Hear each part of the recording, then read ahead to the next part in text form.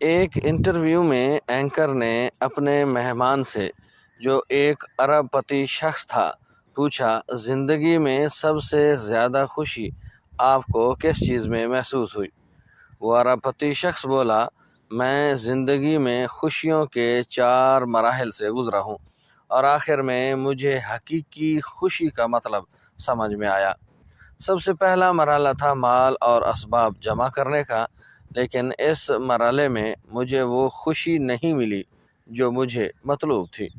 پھر دوسرا مرحلہ آیا، قیمتی سامان اور اشیاء جمع کرنے کا، لیکن مجھے محسوس ہوا کہ اس چیز کا اثر بھی وقتی ہے اور قیمتی چیزوں کی چمک بھی زیادہ دیر تک برقرار نہیں رہتی۔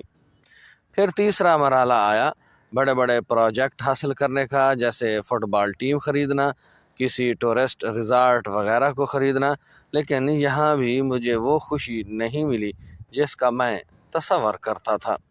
چوتھی مرتبہ ایسا ہوا کہ میرے ایک دوست نے مجھ سے کہا کہ میں کچھ معذور بچوں کے لیے ویل چیئرز خریدنے میں حصہ لوں۔ دوست کی بات پر میں نے فوراً ویل چیئرز خرید کر دیں، لیکن دوست کا اصرار تھا کہ میں اس کے ساتھ جا کر اپنے ہاتھ سے وہ ویل چیئرز ان بچوں کے حوالے کروں۔ میں تیار ہو گیا اور اس کے ساتھ گیا۔ وہاں میں نے ان بچوں کو اپنے ہاتھوں سے وہ کرسیاں دیں۔ میں نے ان بچوں کے چہروں پر خوشی کی عجیب چمک دیکھی۔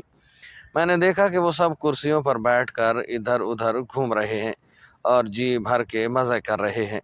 ایسا معلوم ہوتا تھا کہ وہ کسی پکنک اسپاٹ پر آئے ہوئے ہیں۔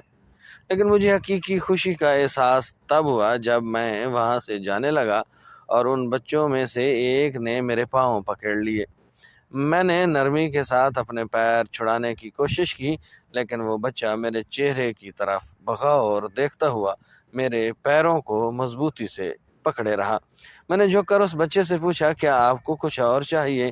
اس بچے نے جو جواب مجھے دیا، اس نے نہ صرف مجھے حقیقی خوشی سے روشناس کرایا، بلکہ میری زندگی کو پوری طرح بدل کر رکھ دیا۔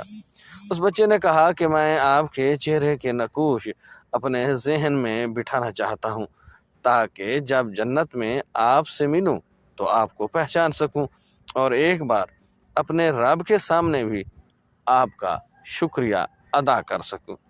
یہ تھی آج کی سبق آموز کہانی، جس میں سکون اور حقیقی خوشی کی تعریف ایک دولت مند شخص کی زبانی سنی گئی ایک انٹرویو کے دوران۔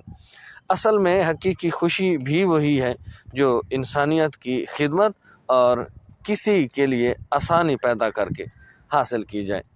اللہ تعالی ہم سب کو زندگی میں آسانی والا ہمارے ساتھ معاملہ فرمائے اور ہمیں اس سلسلے میں نیکی کرنے کی اور کسی کی زندگی میں آسانی پیدا کرنے کی توفیق عطا فرمائے۔